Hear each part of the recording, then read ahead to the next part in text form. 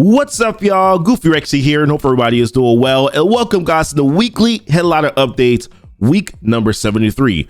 Now, if you're new to the weekly headliner, this is where we discuss what is upcoming this week in Marvel Strike Force, and then we recap the important topics from the previous week as well. I got lots to talk about here this week. We have the A Force of Nature event that's going to be ending. We're going to give a full evaluation on the event, and we're kind of waiting to see where will everybody be. Will they be able to complete that last milestone? We'll discuss that here. Also, what are our overall thoughts on the A-Force team right now? I'm hearing some reviews and they're not as positive and kind of expected from what I can see here. The Sister Grimm milestones, they were also fairly easy to complete, but not without some hiccups. We'll discuss that here as well. We're also going to be prepping for the Rollin Rebel milestone, which is going to be the month-long milestone event. We do have 2 of those milestones that are going to be starting this week. We'll talk about that as well and kind of get you caught up there. And then Cosmic Crucible. Has Scopely actually fulfilled one of their promises in regards to Cosmic Crucible? We'll talk about that, guys, and so much more on the weekly headliner update. And we're going to start right now.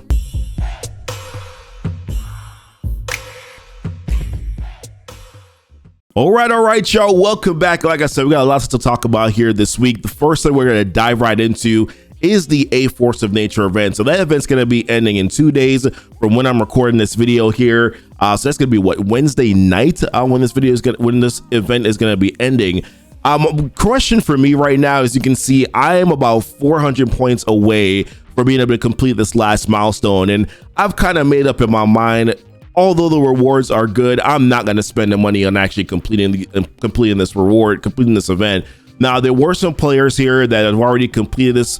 And there was a big glitch, right, which I think kind of helped out for players to be able to do so. So there was a glitch a couple weeks ago where players were able to lose matchups and then get these A-Force emblems that were needed. So that actually contributed to helping players to be able to complete that.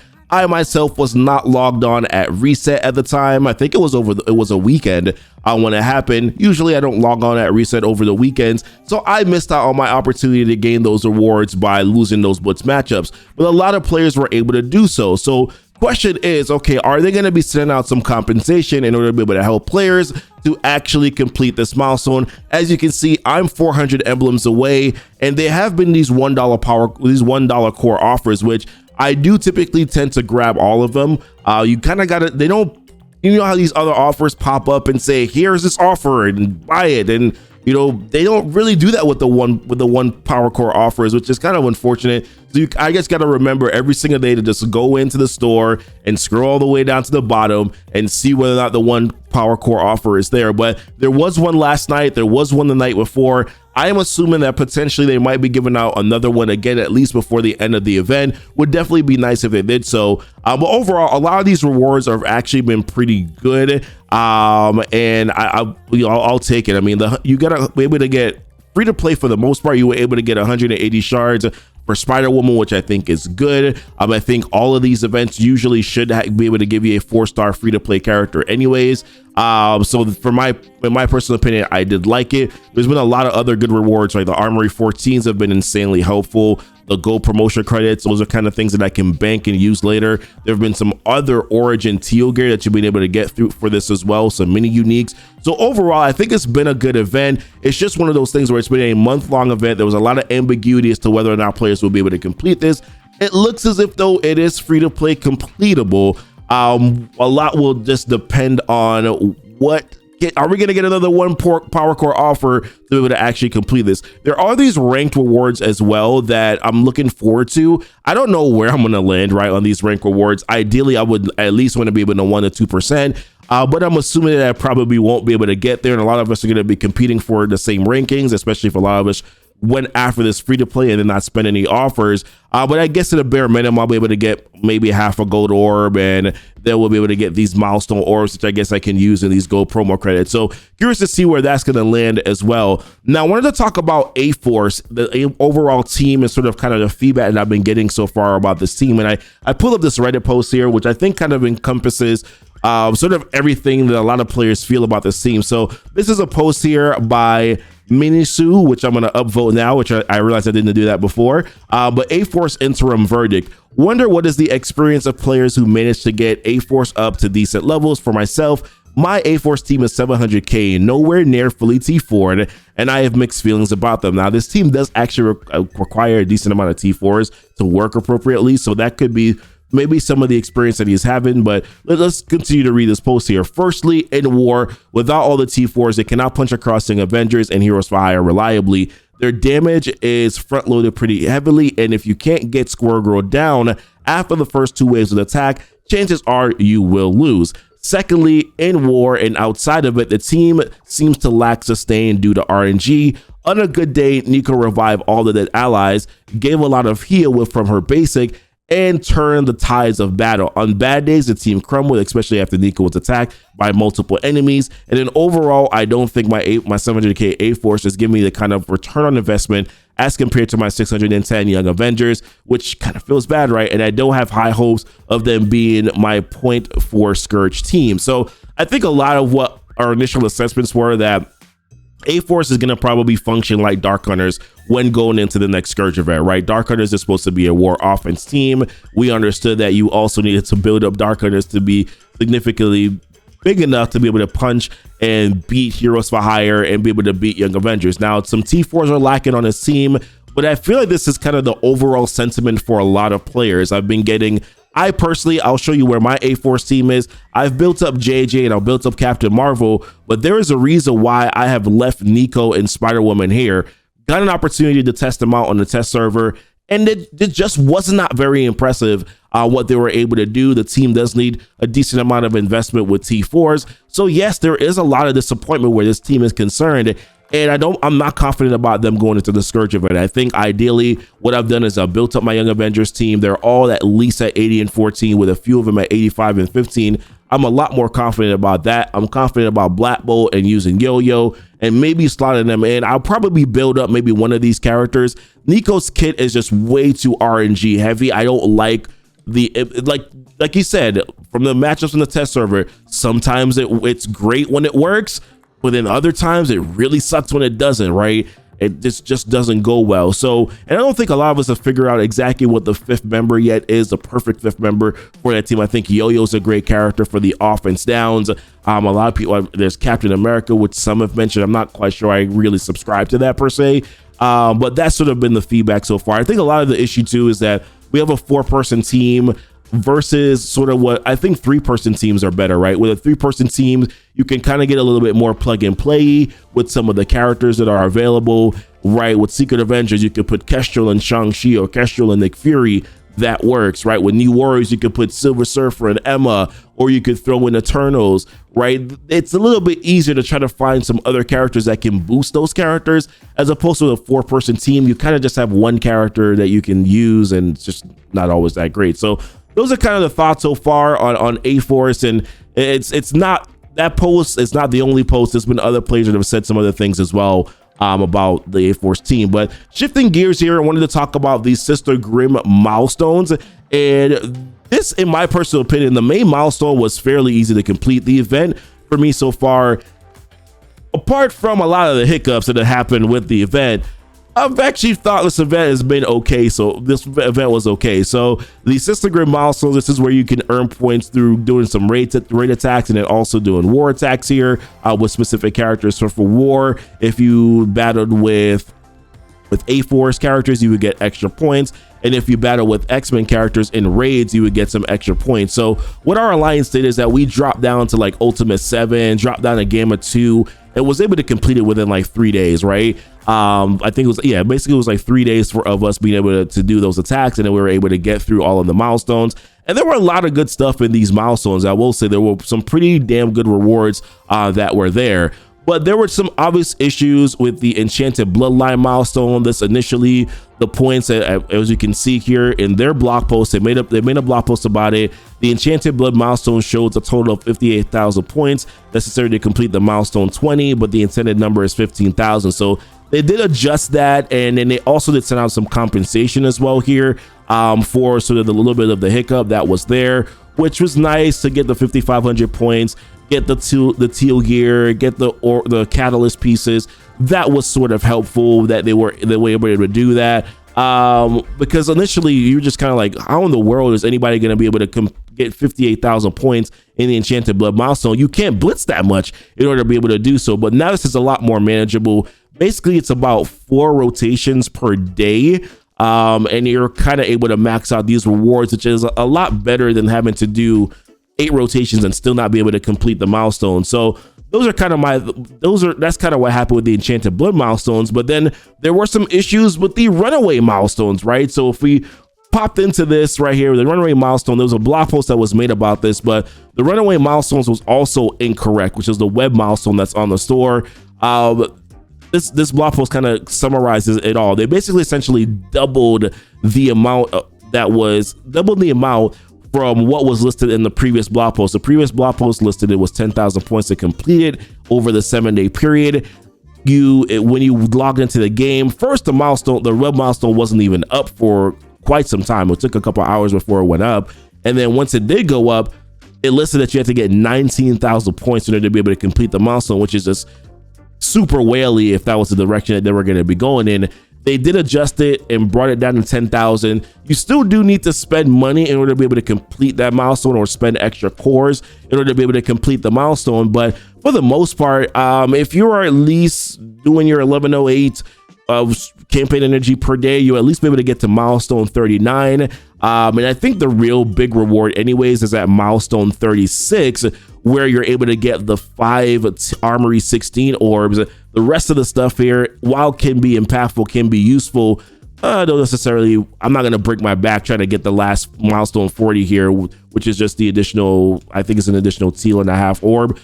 I'm okay with missing that one. So a lot of hiccups, a lot of issues that happened. Overall, I think the event was fine. Like, what do I like about the event, right? I like that I was able to kind of drop down and able to complete all the milestones fairly quickly. Like that, I think that was fine. I like the rewards from the Sister Grid milestone overall. Like I said, there was some teal gear here. A lot of it was origin gear was geared towards bio characters, which I thought was interesting, being that Nico is a mystic character. So I'm not quite sure why there wasn't more mystic origin gear as opposed to bio origin gear, but I guess they feel like players need more of that. No, we don't. We need more mystic origin gear because a lot of us just depleted that, right? There was Nico's staff, which gave you the 10,000 points towards the A-Force milestone. You were able to get free to play 180 shards for Nico. And you kind of didn't really have to blitz, right? Like, if you didn't really care about the Enchanted Bloodlines milestone, you didn't really have to blitz because you were going to be able to get enough points if you dropped down and did those raids anyways to be able to complete the Sister Grid milestone, which ultimately gets you the Nico staff. And that's really what you cared about, right? Some things I didn't like about it is that you had to drop down, right? I don't like that you had to drop down raids and do Gamma 2 and do Ultimate 7 if you wanted to complete it really quickly, because there were some loss of rewards that were there, right? For me personally, the teal gear raid orbs that I lost didn't feel great because that's where I get a lot of my origin gear. That's where I can get lucky with getting some nice hero uniques like Superior Osmium. So I did miss out on a few orbs there that did not and I'm sure that some of you guys also lost out on some rewards too by dropping down. And of course, the incorrect milestone listings was just kind of a buzzkill and kind of just annoying because it's just like, just check your work before things go live. So those are kind of my thoughts on all this information here. Let's shift some gears and talk about something else. So we do have the Rollin Rebel milestones that's going to be starting here in June. So that's going to be the new milestone for to be able to get some shards here for Dazzler. So they did list this out in a blog post on Friday. They listed out all the milestones, 3 main milestones, 4 quick rumble milestones, 2 alliance milestones that will attribute or give you points towards just Rollin Rebel milestone where you can get those Dazzler shards. They did also list out some dates here. So the main milestone events, there is the Victory Blueprint milestone, the Pride Inferno, and the Ace of Rage milestone, and they also listed out the quick rumble blitzes and then the coordinated assault milestones as well. Now this week we are going to have 2 milestones that are going to be starting for the Rollin Rebel event, and that's going to be the Victory Blueprint milestone, and that's also going to be the Quick Rumble milestone. The Quick Rumble milestone a quick rumble blitz is going to be for Guardians of the Galaxy this week. So you use Guardians of the Galaxy characters, you're able to get those extra points, able to get those emblems that you can use, not emblems, disco balls this time, that you can use towards the Rollin Rebel milestone. But this week, the main milestone, which is probably a little bit more important or equal, a little bit challenging, is the Victory Blueprint milestone. So they did kind of list out the Victory Blueprint milestone here again and kind of talked about what you're going to be able to get. Can't miss ISO event. This can't miss ISO event is back on June 1st. So that's going to be this Wednesday, I believe, with the new T2 level 4 ions. In addition to the Rollin Rebel progress, earn points towards the 7-day milestone by spending campaign energy, excluding ISO energy. So save your campaign energy on that day, like your energy refreshes. Obviously use them until you get to that day, but on that specific day, don't spend your power cores to do your energy refreshes, because that's going to count towards your Victory Blueprint milestones. Earning war credits by spending war and then spending war energy refills. So the last time, if you had your alliance credits, so save your alliance credits. If you had your alliance credits, you could use those in the war store and then purchase alliance credits. And if every single alliance credit that you purchase, you do get 2 points for that. So that kind of helped out to get through on some of these milestones that are listed out here. So that is definitely something that I would pay attention to as we sort of kind of come up to this week here. They listed out the milestones what you could get, the disco balls that are there, the gemstone earrings are probably going to be the biggest one. So the gemstone earrings is similar to what you had with the JJ's jacket and the Captain Marvel helmet and what else was it called? The other one that was there. So the gems, these are what gives you the higher points. It's like 6,000, 8,000, or 10,000 points. I think the gemstone earrings is going to be the 6,000 points. And that's gonna help you to climb up through the Rollin Rebel milestone. So at least we're gonna try to figure out how can we get to milestone 30. How can we get those 103,000 points for this event to be able to do so? And a lot of that's gonna be tied towards how you're able to earn these war credits using your war energy refills, using your campaign energy, not your ISO campaign energy. You're gonna be able to complete that. So definitely pay attention to that as well. It's unfortunate we are having another month-long event. It seems very grindy. It looks like we're kind of just going to have to settle and accept that this is just kind of how they're going to be releasing characters moving forward. I think the screen time, as I mentioned in the previous video, is a little taxing right now. And I don't know, Raid Sim is potentially coming in the next patch. They did mention that in a previous blog post. So I'm hoping that they didn't say specifically Raid Sim. They said that they were going to be able to take out some of the manual stuff that you're gonna have to do in raids. I don't know if they're gonna be implementing that for Doom raids and also your Greek raids. I'm assuming Greek raids will probably be easy because a lot of teams, a lot of players can just auto that stuff anyways now. So being able to take that 20 minutes away from your day to doing Greek raids, I think would be nice. Curious to see how they would implement that though for something like Doom raids. Another thing I was thinking about is maybe, I don't know if it would ever do this, but implementing a Blitz All button. I think it was Ivan that mentioned that in the comments on one of my videos here that talked about, if they had a Blitz All button where you could just hit it one time, no matter if you lose, you win, you lose some of your matchups, whatever, but being able to just kind of hit the Blitz All button so that you could just take care of the event that way would be nice as well, because I think a lot of us just are kind of tired of having to log in and blitz, right? We want to do other things like Cosmic Crucible, Pocket Dimension when it comes around, Avengers Tower. Like those things for me in a lot of ways are kind of fun. So I don't mind doing those, and sometimes war, but some of these things like raids, blitz, it's monotonous. It's a little taxing. So therefore we kind of like to eliminate some of that as well. And even like the daily RTA requests too. Like I think it's kind of time that they kind of just got rid of that. Nobody cares about RTA. But having to do your 2 dailies per day for RTA, it's kind of annoying sometimes. Even though you still auto it, it's like, whatever. Maybe sim that too would be a good way to go. But wanted to prepare for these milestones that are going to be happening this week here for Rollin Rebel, the Victory Blueprint, and then also the quick Rumble Blitz for Guardians of the Galaxy, which is going to start here, I believe, on Thursday night. All right, next thing I wanted to talk about is this. So this kind of happened last week as well. The SBC sort of screw up, right? So last week there was a $9.99 offer in the web store that allow for players to get fully crafted SBCs. So not just like your regular SBC catalyst, but fully crafted SBCs. And that definitely caused a little bit of a kerfuffle. A lot of players were able to even buy that offer 4 times. So initially the offer was in the store. I think you could buy it twice. And then there were some players, and then they took it out of the store because it was a mistake. And then players were able to go back in and then buy it. They put it back up in the store. And then players were able to go back in and buy it twice because they put it back in the store because there were some complaints that players who didn't see it were not able to take advantage of it, are now at a disadvantage because players who did see it were able to purchase it. So they put it back up in the store. And then those same players that already purchased it before were able to purchase it again twice. So they were essentially able to get the SBC offer 4 times for those fully crafted pieces, which is 250 per piece. So as you can see here, someone was able to get 1,000 fully crafted SBC pieces, which is insane, right? Like, it's amazing because a lot of players are kind of depleted on those SBC resources right now. So it's kind of tough if you were kind of missed out on that. For me personally, if you made a mistake, I think the right thing to do is to, yes, allow everybody else to also make the purchases all as well. They said that they were going to eliminate, or they were going to stop players that already had purchased it before from being able to make those purchases.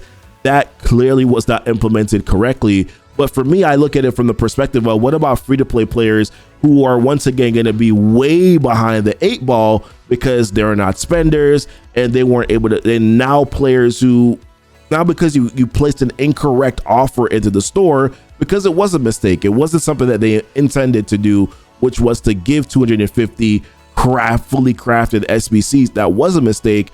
You know, how are you now going to compensate other players that weren't spending money to be able to kind of keep up with that? And you may say, well, it doesn't matter. Like, if you're free to play, you shouldn't care about it anyways. But let's be real here. The offer was only supposed to be for 250 SBCs, not 250 fully crafted SBCs. So they made a mistake. So how are they going to compensate players who are free to play, who are not able to take advantage of that? So I'm looking to see what they're going to do. There was a quick mention of them sort of kind of looking at it from what I can see here in the Envoy chat. I don't know whether or not they're going to make an actual statement about it. That's something we're going to have to wait and see here, but definitely kind of another situation of, got to pay attention to what you're doing here. Got to pay attention to your work. They did not do that. And this is sort of the mess that they created. They've done this before with offers for Coal Obsidian and Ghost Orb Shards, right? They did this before with, they made a mistake with the orange catalyst pieces before. They've done this with other offers before.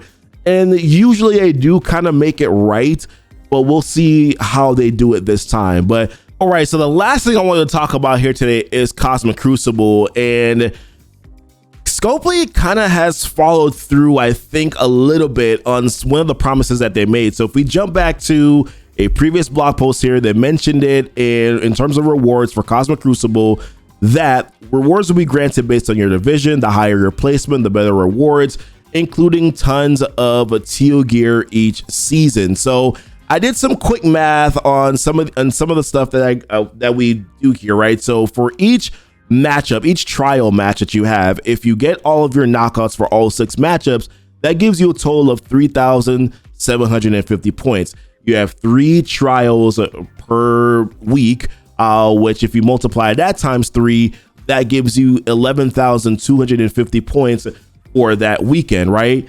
So, and then if you multiply that, because you're doing, so far we've had 3 weeks of those events. So I did, the way that I'm visually showing this is incorrect. So it's 3,050 per trial matchup. You multiply that times 3, gives you 11,250 for your 3 matchups for that weekend. And so far we've had 3 weeks of Cosmic Crucible. So if you multiply that 11,250 points by 3, then you would have had a total of 33,750. Now, I am not adding in the additional points that you do get for your rank rewards because I don't know where everybody's ranks. I don't want to, everybody's in sort of a different rank in different division, right? So I didn't want to include that in sort of my math. So based on what I did here, I went into the store and I'm like, with these 33,750 points, I am kind of just focusing on grabbing these mini uniques right now. So I'm kind of ignoring the hero uniques.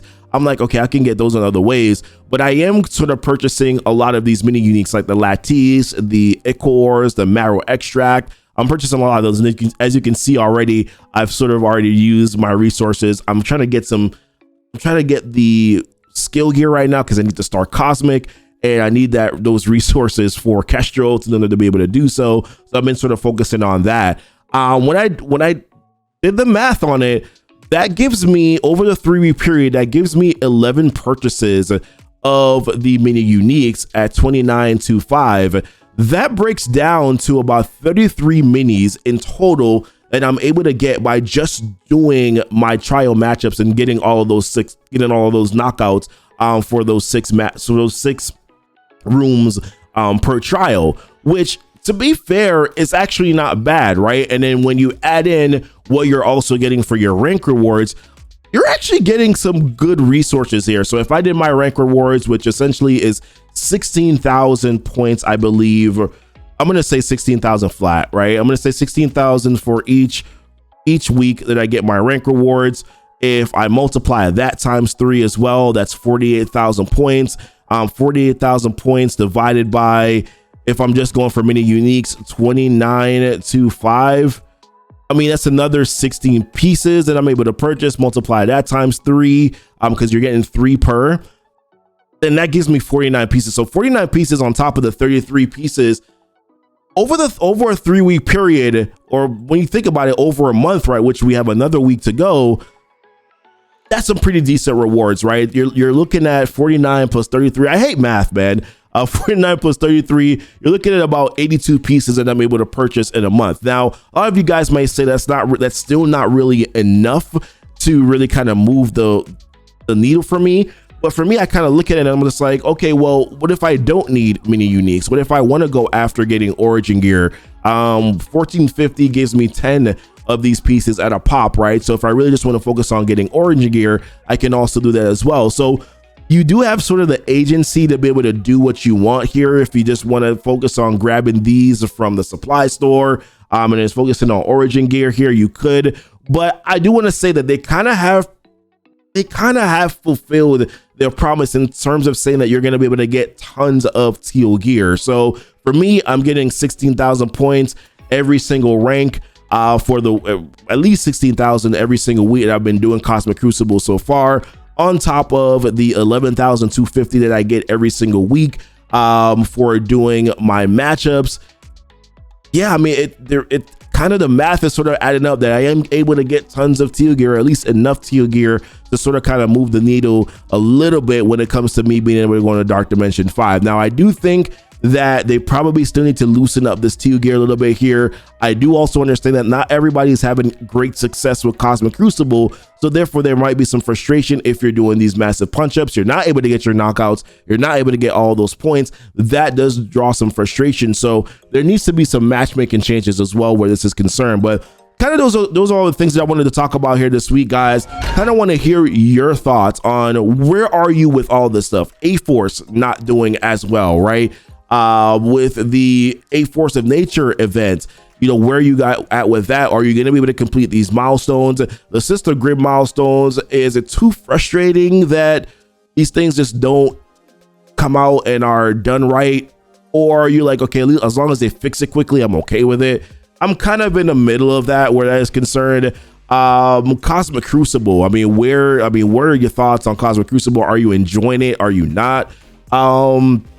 What else here? I mean, the SBCs thing, like, are you someone that was able to benefit from it, from the purchases in the web store? Or are you someone that's just like, I kind of didn't, but I would like some compensation because now I'm a little bit behind the 8 ball for everyone that was able to make those purchases? Or maybe you just weren't even on time to be able to make those purchases. You kind of missed out on the opportunity. What are your thoughts there? But listen, appreciate you guys watching the video. More videos to come out this week as we progress here through Marvel Strike Force, progress through the Rollin Rebel milestone for this week, guys. But appreciate you guys watching the video. Don't forget to like and subscribe to the channel if you haven't done so already, and hit the notification bell so that you know when the videos do go live as well, guys. And until next time, y'all be blessed. Y'all be safe. Bye.